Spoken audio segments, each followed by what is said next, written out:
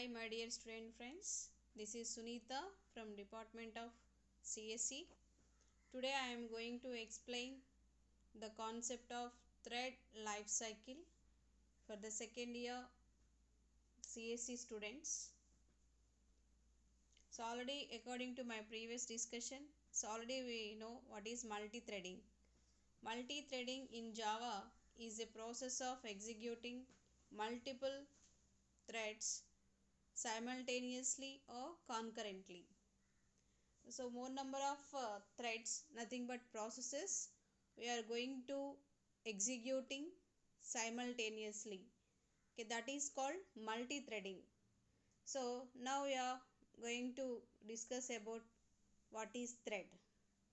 Thread is a lightweight process, the small unit of processing. It is a lightweight process. So the small unit of processing. So generally in a program it's going to divide into multiple parts. Each part is called as a thread, what we explained in the previous discussion. So that is called lightweight process. Thread is nothing but lightweight process. In the context of Java is the path of followed when executing program. All Java programs have at least one thread. So suppose we are taken one program, a program it's contain at least one thread. That thread is known as main thread. So generally the program contain more than one thread, that is called multi-threading according to our previous discussion. So a program at least contain one thread, that is known as a main thread of a particular program. This thread created by the Java virtual machine. Generally the thread is created by the Java virtual machine at the program starts. When our start the program, it's automatically created by the Java virtual machine. That is, in short, we can call it as JVM, Java virtual machine. When the main method is invoked with the main thread, automatically when the main method is invoked, it's going to start to execute the program. Nothing but it's going to start the thread. That is called thread. What is thread ma? Thread is nothing but a lightweight process. That is a small unit of processing. So every program, Java program, at least contain one thread. That is also known as main thread. This thread is created by whom? The thread is created by Java virtual machine when the program starts, when the main method is invoked within the main thread. So now I am going to explain life cycle of a thread. I am going to explain life cycle of a thread. That is called thread life cycle. A thread goes through various stages in its life cycle. So generally the life cycle is nothing but we are having starting and ending. In mean we are also having different types of cycles, as well as the thread also having various stages in its life cycle. For example, thread is born. First we need to create a thread, that is called new thread, that is also called born. And thread is a start, it's going to start execution, then it's going to ready to execute or run. Okay, any IO resources are required, it's going to wait, and finally when it's executed it's going to stop. So it's having different stages like born stage, start stage, run stage, wait or die stage, and stop stage. These are the different or distinct stages of a thread life cycle we are having according to our Java. Generally the thread life cycle having 5 distinct states. Already we discussed born state, run state, wait state, stop state, like this. So 5 distinct states. Thread is nothing but a class. So generally we want to communicate one class to another class. We need to create instances to the particular class. The instances are nothing but objects. Here the thread is also nothing but a class. Here we want to execute a program. First we need to create a thread class. We need to create a thread class. That's why the thread is nothing but a class. So are you understood, ma? What is a thread life cycle? The thread having various stages in the life cycle. For example, burn state, start state, run state, wait state, die state and stop state. Generally, the thread life cycle having 5 distinct states. Thread is nothing but a class. First we need to create a thread class. So see here the thread life cycle diagram. The following diagram shows the complete life cycle of a thread. So see this here, all of you. This thread having 5 distinct states. What is the first state, ma? New state or burn state. Suppose we need to create a thread. So we need to create a thread. First it starts to create. That starting thread is also called as main thread, is called new thread or burn state. That is called new state or burn state. That is the new thread. That is what, ma? New thread. That is also called as burn state. So when thread is created, it's going to start it's going to the next stage, that is called runnable state. Runnable state is nothing but what, ma'am? The thread is start to execute. It is ready to executing. So after that it's going to the running state. So here we need to start a thread. We are using the start method.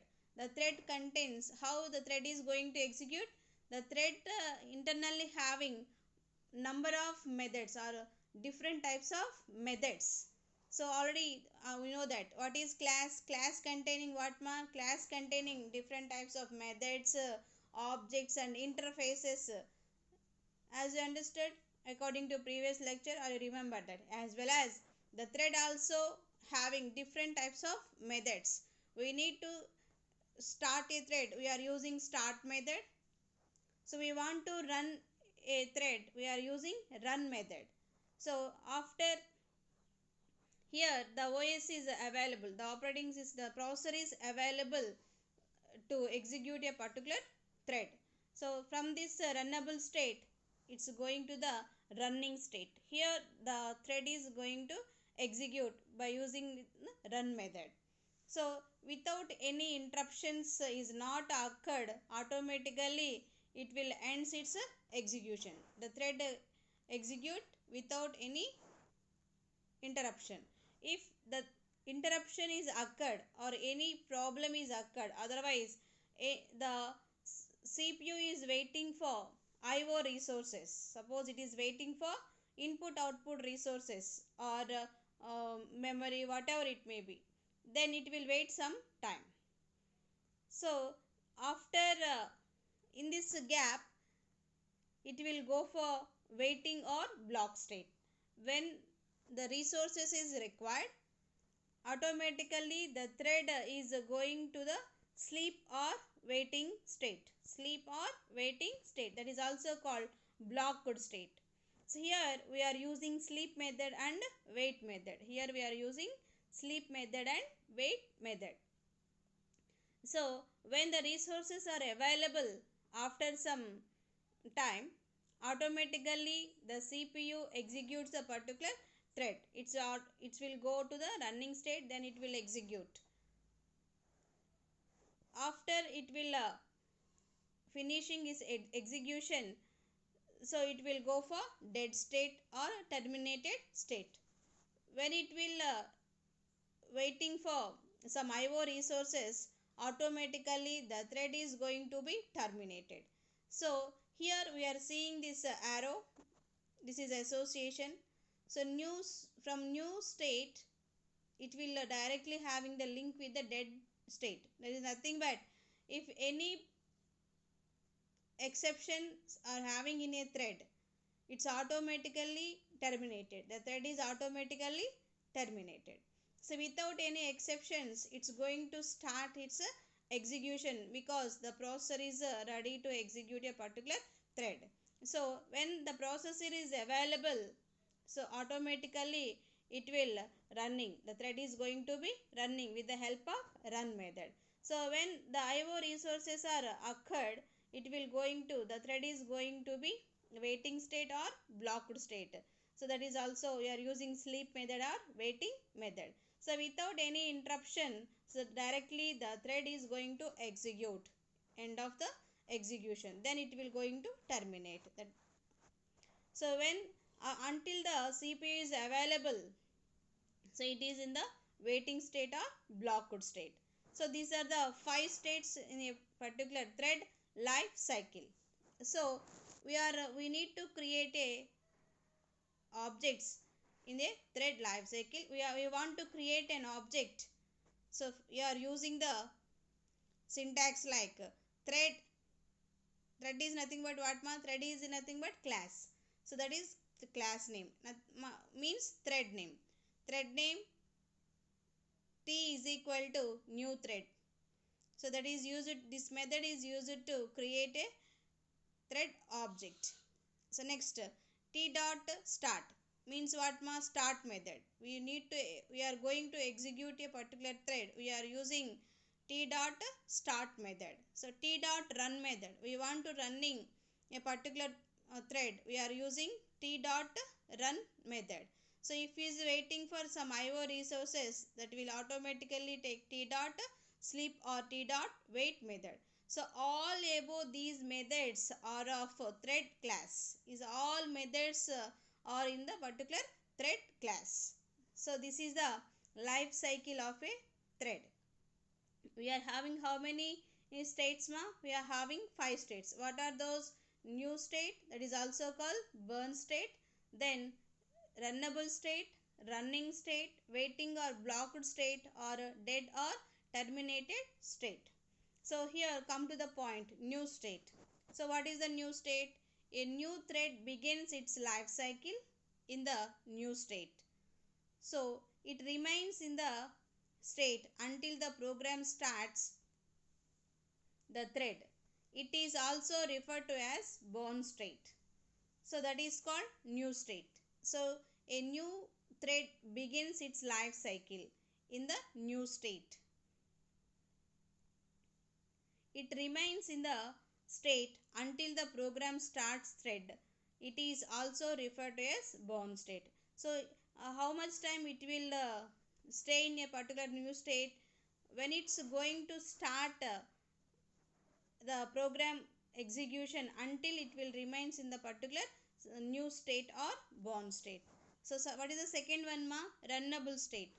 After a new born state is started, the thread becomes runnable. A thread is in this state is considered as a executing its task. Here the task is going to be execute. It is ready to run, that is waiting for the processor.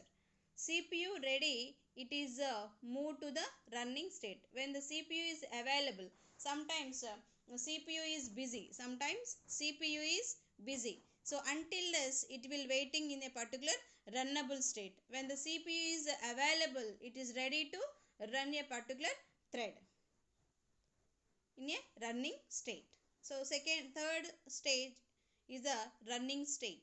So the thread is in running state if the thread scheduler has selected it. So automatically when CPU is ready, the thread scheduler will take a particular thread for running a particular thread or executing a particular thread. So scheduler means what ma? Time scheduler. You know already what is time scheduling and what is the purpose of time scheduler. Next one, waiting state. Sometimes a thread transition to the waiting state while the thread waits for another thread to perform task. One task is already executing, one thread is already executing, the new thread is going to be wait sometimes, or sometimes already I told some IO resources are required. Until that, the thread is going to be waiting. So in this case, the thread is going to stay in a particular waiting state or blocked state. A thread transitions back to the runnable state only when another thread signals the waiting thread to continue executing. So until it will going to remain when the thread is going to the runnable state. Then last stage is the dead state. What is the dead state? A runnable thread enters the terminated state when it completes its task or otherwise terminated or terminates. The termination is nothing but stop. So every Java thread having its own properties. So in this dead state, a runnable thread enters the terminated state when it completes its task, otherwise terminated or terminates for the particular termination is nothing but stopping. So when the task is completed, automatically the thread is going to be terminated. So otherwise it's any problems is occurred, it's going to again the runnable state. So generally the thread having its own properties, that is called thread properties. Every Java thread has properties that helps the operating system determine the order in which threads are scheduled. So how the threads are going to be executed, so how to by using the within the operating system, these all are helped by using these all properties. So Java thread properties are in the range between minimum property. Min property is nothing but minimum property and maximum property. By default, every thread is a given property that is called normal property. So minimum property is represented with the min hyphen property. Maximum property is represented with max hyphen property. Normal property is represented with NORM property. So these are the properties we are having in the thread methods of a thread class. Generally we are having different types of methods in a particular thread class. So already we know start method. So what is the first method ma? Start method. What is the purpose of start method? Thread execution starts from this method. So first we create the thread according to the life cycle. After creating a thread, then it's ready to execute it. Then it is ready start to execution. So we want to execute a thread. We are using which method ma? Start method. The thread execution starts from this particular method. So next one, run method. When CPU is available already, automatically a thread is going to be run or executing with the help of run method. So this run method is used to implicitly called by start method. This run method implicitly called by run method. Means automatically the run method is going to be execute. That is the meaning of implicitly called by the start method. Next, sleep method. So this is nothing but sleep method. Here we are mentioned ms. Ms is nothing but what ma? Milliseconds. So we need to how much time it's going to be wait, how much time it is in the sleeping state is nothing but we need to set a timer. That is nothing but scheduler. The scheduler is doing all these things. It sets a particular time in some milliseconds of time. So that is suspends the thread for given milliseconds of time. So how much time it will wait, how much time it will suspend. So it will wait or suspends or in this particular dead block. How much time we are suspends, that much time it will going to be suspend or waiting in a particular stage. For this we are using sleep method. Next one, join method. This is the nothing but what ma? Join method. So waits the thread its process, waits the thread its process. Next, used in multi-threading. It will be used in multi-threading. Mainly, single thread is not required join method. So when we are using multi-threading, it will requires. Next, get ID method. Get ID method gives ID of a thread. It gives the ID of a thread. So means return the ID of thread. It returns the ID of thread. So that is by using get ID method, we will need to get the ID of a particular thread. It returns the ID of thread. Next, get name. Get name method. Get name method gives the thread name. Get name method gives the thread name and always starts from the thread 0. The thread initially the thread starts from the 0. That is, we are creating two threads. Suppose we are created two threads, then it will be gives a first thread is 0 and second thread is 1. Automatically it gives the numbering. The first thread is 0, the second thread is 1. Why I mentioned the initially it starts from 0 means what? Every program must having at least one thread, that is called main thread. Generally the program is divided into different types of threads. In this case, the starting thread is always p starts with 0. The second thread is starts the 1. The third thread is 2, and so on like this. So that's why get name method is used. Next one, set name.